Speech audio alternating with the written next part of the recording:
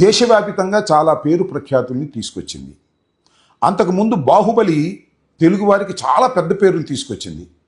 ఆ కలెక్షన్ల రికార్డును కూడా ఛేదించుకొని ముందుకు వెళ్ళే దశకు వెళుతుంది. అంటే తెలుగువారు సృష్టించినటువంటి ఒక రికార్డుని మరొక తెలుగువారు దాన్ని అధిరోహించేటటువంటి పరిస్థితి రావటం నిజంగా తెలుగు ప్రజలకి, తెలుగు మాట్లాడుతున్నటువంటి ప్రాంతానికి, తెలుగు చలనచిత్ర సీమకి చాలా గొప్ప పేరుగా నేను భావిస్తున్నాను.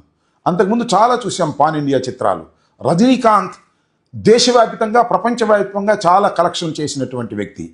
అలాంటి కోవకు ఇవాళ మన తెలుగువారు, మరి ముఖ్యంగా అల్లు అర్జున్ ముందుకు వెళ్ళడం అనేది చాలా గొప్ప విషయంగా నేను భావిస్తున్నాను.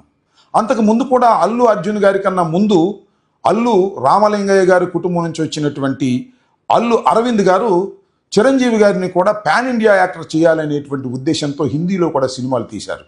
కానీ అంతగా విజయం సాధించలేదు, అంత స్థాయికి ఎదగలేకపోయారు. కానీ ఇవాళ అల్లు అరవింద్ గారి కుమారుడైనటువంటి అల్లు అర్జున్ పాన్ ఇండియా స్థాయికి వెళ్ళటమే కాకుండా చాలా పేరు ప్రఖ్యాతులు సంతరించుకున్నారు. ఇది వారికి అందరికీ కూడా చాలా గర్వకారణం. నిజం చెప్పాలంటే తెలుగువారు, అదేవిధంగా అల్లు అర్జున్ కుటుంబ సభ్యులు, మెగా కుటుంబ సభ్యులు కూడా చాలా పండుగ చేసుకోవలసినటువంటి సందర్భం. కానీ పండుగ చేసుకోలేకపోతున్నారు, చాలా బాధపడుతున్నారు, లోన్లీగా ఫీల్ అవుతున్నారు. దీనికి కారణం రేవతి దారుణంగా ఒత్తిడిలో మరణించటం. రేవతి ఎక్కడ మరణించింది? పుష్ప సినిమా రిలీజ్ రోజున సంధ్యా థియేటర్ దగ్గర మరణించింది. ఆ సంధ్యా థియేటర్కి చిత్రం చూడటానికి హీరోనే సాక్షాత్తు వెళ్ళాడు. ఆ ఒత్తిడిలో ఆమె మరణించింది. ఇది జరిగినటువంటి సత్యం. దీనికి కారణం ఎవ్వరు? దీనికి కారణం డైరెక్ట్గా ఆ సినిమా హీరోనే. ఆ సినిమా హీరో వెళ్ళడం వల్లే ఆమె హత్య గావించబడింది అనేటువంటి మాటలు మాట్లాడుతున్నారు. చివరికి అల్లు అర్జునే మర్డర్ చేశాడనే స్థాయికి సాక్షాత్తు ముఖ్యమంత్రి గారే శాసనసభలో మాట్లాడినటువంటి వైనాన్ని చూసినప్పుడు నాకు కించిత్ బాధ కలిగింది. నేను ఈ సందర్భంగా చాలా స్పష్టంగా చెప్పదలుచుకున్నాను. రేవతి మరణించటానికి అల్లు అర్జున్ నైతిక బాధ్యత వహించవలసిందే తప్ప చట్టపరమైన బాధ్యత వహించవలసిన అవసరం లేనే లేదు అనేది నా అభిప్రాయం. ఇవాళ దీనికి చట్టపరమైన బాధ్యత వహించవలసింది తెలంగాణ ప్రభుత్వం, తెలంగాణ పోలీసులు నిస్సందేహంగా. ఎందుకంటే అల్లు అర్జున్ కొత్తగా ఆ థియేటర్కి వెళ్ళడం లేదు. తన సినిమా ఎప్పుడు రిలీజ్ అయినా తాను వెళ్ళి చూసేటటువంటి ఒక సాంప్రదాయం ఉంది కుటుంబ సమేతంగా. అదే క్రమంలో వెళ్ళాడు, పర్మిషన్ పెట్టాడు, పర్మిషన్ ఇచ్చారని అనుకున్నారు, ఇచ్చినట్టుగా కూడా కోర్టులో చెప్పారు. కానీ మన శాసనసభలో రేవంత్ రెడ్డి గారు పర్మిషన్ ఇవ్వలేదని చెప్పారు. ఇవ్వకపోతే నేను అడుగుతా ఉన్నా, ఇక్కడ ఒక భారత పౌరుడిగా అడుగుతా ఉన్నా, పర్మిషన్ ఇవ్వకపోతే అల్లు అర్జున్ ఇంటిలో నుంచి బయటకు వచ్చేటప్పుడే ఎందుకు పోలీసులు నివారించలేకపోయారు?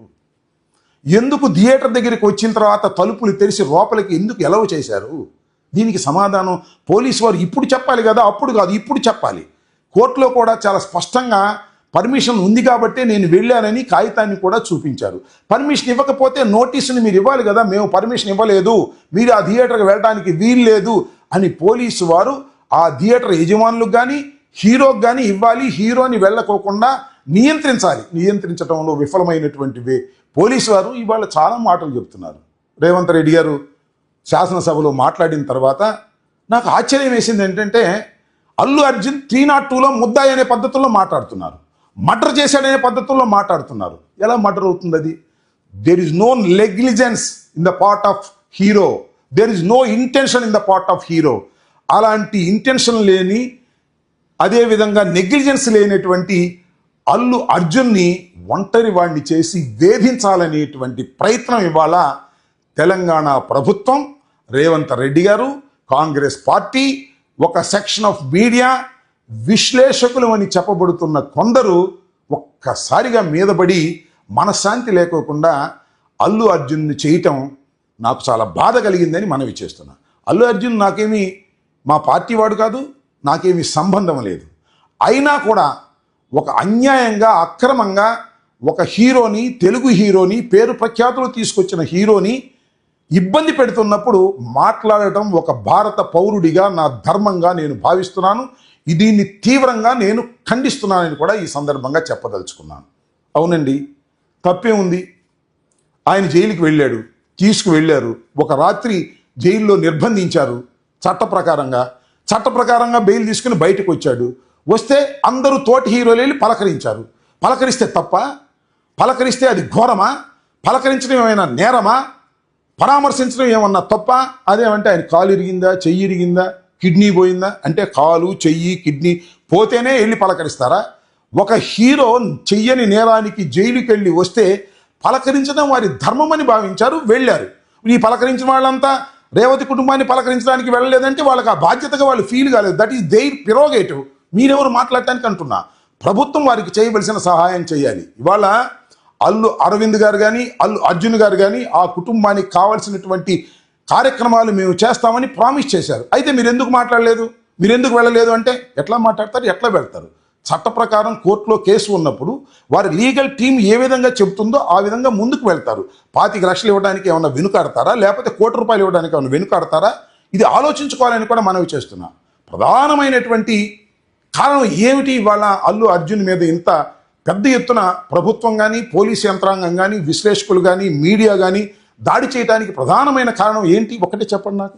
ప్రధానమైన కారణం ఒక్కటే, కడుపు మంట, ఈగోయిజం, నా పేరు చెప్పలేదనేటువంటి ఒక తాపత్రయం. దాన్ని ఈగోగా ఫీల్ అయిపోయి నా పేరు చెప్పలేదు కాబట్టి ముఖ్యమంత్రిని అగౌరవపరిచారనేటువంటి ఉద్దేశంతో ఇంత కక్ష సాధింపు చర్యలకు పాల్పడటం ప్రజాస్వామ్య చరిత్రలో ఇది తొలిసారని కూడా ఈ సందర్భంగా నేను మనవి చేస్తున్నా. చాలా విషయాలు చూసాం మనం. పాపం అల్లు అరవింద్ గారిని చూసినప్పుడు నాకు బాధేస్తుంది. ఎందుకంటే అరవింద్ గారు చిరంజీవి గారిని కూడా పాన్ ఇండియా యాక్టర్ చేయాలని తాపత్రయపడ్డారు. హిందీలో కూడా 1-2 సినిమాలు తీశారు, కానీ సక్సెస్ కాలేకపోయారు, ఆ స్థాయికి వెళ్ళలేకపోయారు. కానీ తన కుమారుడు ఆ స్థాయికి వెళ్ళినప్పుడు ఆ కుటుంబం ఎంత ఆనందపడుతుంది. కానీ ఆనందపడటానికి వీల్లేదు. ఇవాళ వాళ్ళని హెరాస్ చేయాలి, వాళ్ళని ఇబ్బంది పెట్టాలి.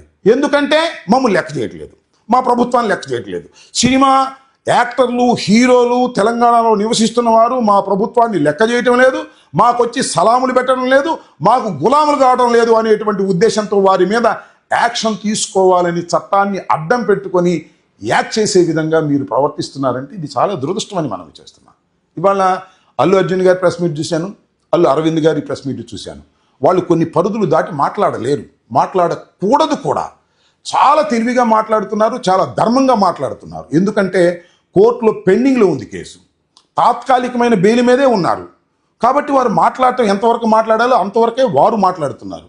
కానీ రేవంత్ రెడ్డి గారి పార్టీ కానీ శాసనసభలో ఇష్టం వచ్చినట్టు మాట్లాడతారు. శాసనసభలో మాట్లాడిన దాన్ని ఇమ్యూనిటీ ఉంటుంది కాబట్టి కోర్టు ప్రశ్నించడానికి వీల్లేదు. కాబట్టి ఏకంగా ఏమన్నాయంటే ఈ అల్లు అర్జున్ గారు మర్డర్ చేశారు, మర్డర్లో ఉన్న వాళ్ళకి మనం ఎగ్జంప్షన్ ఇస్తామా, సెలబ్రిటీస్ ఎగ్జంప్షన్ ఇస్తామా, ప్రివిలేజెస్ ఇస్తామా అనేటువంటి మాట ఇవాళ సాక్షాత్తు ముఖ్యమంత్రి గారే శాసనసభలో మాట్లాడిన తర్వాత ఒక విధంగా శాసనసభను దుర్వినియోగం చేశారనేటువంటి మాట నాకు అనిపిస్తూ ఉన్నదని కూడా ఈ సందర్భంగా నేను చెప్పదలుచుకున్నాను. అయితే అల్లు అరవింద్ చాలా ఒంటరివాడు.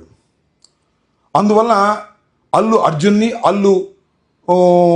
వారి కుటుంబాన్ని ఇబ్బంది పెట్టాలి అనేటువంటి భావనతో మీరు ప్రయత్నం చేస్తున్నారు నేను అనుకుంటున్నాను. నాకు అల్లు అర్జున్ గారైనా, చిరంజీవి గారైనా, పవన్ కళ్యాణ్ గారైనా, బాలకృష్ణ గారైనా, మరొకరైనా ఎవరైనా ఒకటే. కానీ నాకు కొంత ప్రేమ మెగాస్టార్ గారి మీద ఉంటుంది. దానికి ఎందుకో నేను చివరిలో చెప్తాను. మీకు ఇక్కడ ఇంకో విషయాన్ని కూడా గుర్తు చేస్తా. బాలకృష్ణ గారు, రాజశేఖర రెడ్డి గారు ముఖ్యమంత్రిగా ఉన్న సమయంలో బాలకృష్ణ గారి ఇంట్లో రివాల్వర్ పేలింది, కొందరు గాయాలయ్యాయి.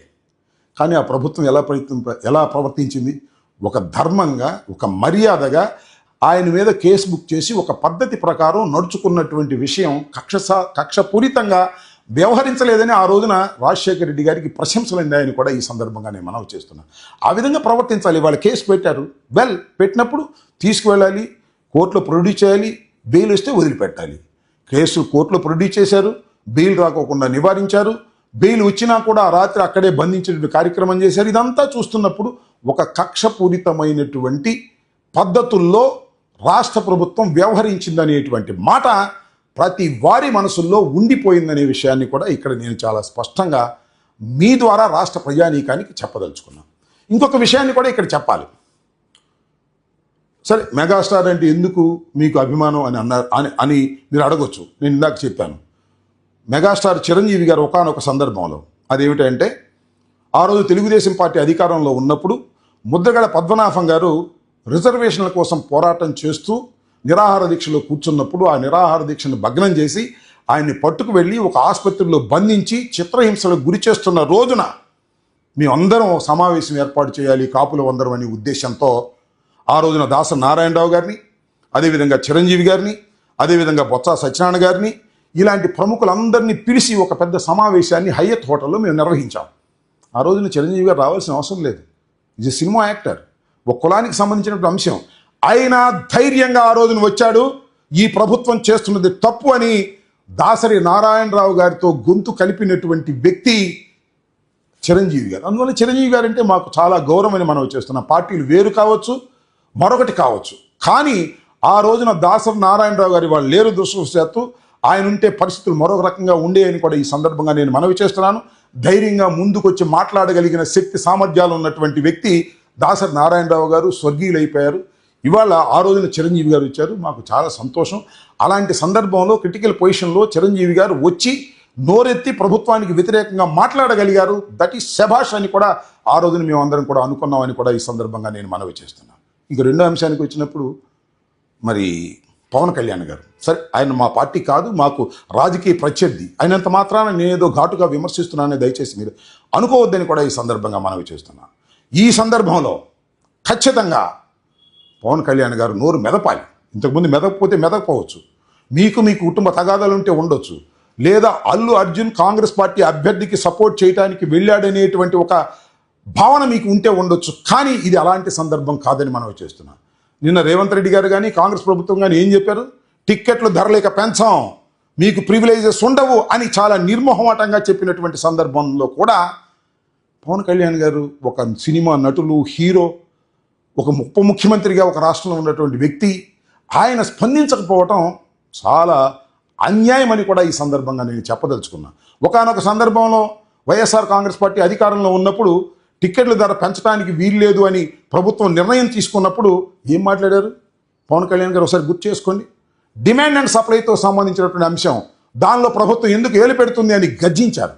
అంతేకాదు, ఇది రెడ్లు వ్యవహారం మీరు తేల్చుకోండి అని ఆ రోజున ఒక రెడ్డి గారిని ప్రొడ్యూసర్ని రెడ్లు వ్యవహారం మీరు వెళ్ళి తేల్చుకోండి అనేటువంటి మాట మాట్లాడారు. నేను ఇవాళ ఇది కాపులు వ్యవహారం అని అంటలా, కానీ ఒక సినిమాకు సంబంధించినటువంటి అంశంలో పవన్ కళ్యాణ్ గారు ఎందుకు మాట్లాడటం లేదు? కేవలం మీరు అల్లు అర్జున్ మీద కోపంతో మాట్లాడలేదా? లేకపోతే రేవంత్ రెడ్డి గారు అంటే మీకు భయమేసి మాట్లాడలేదా?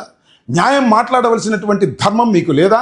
న్యాయం ధర్మం మాట్లాడుకోకుండా కాముగా మౌనంగా ఉండటం చాలా అన్యాయం, దురదృష్టకరమని కూడా ఈ సందర్భంగా నేను చెప్పదలుచుకున్నాను.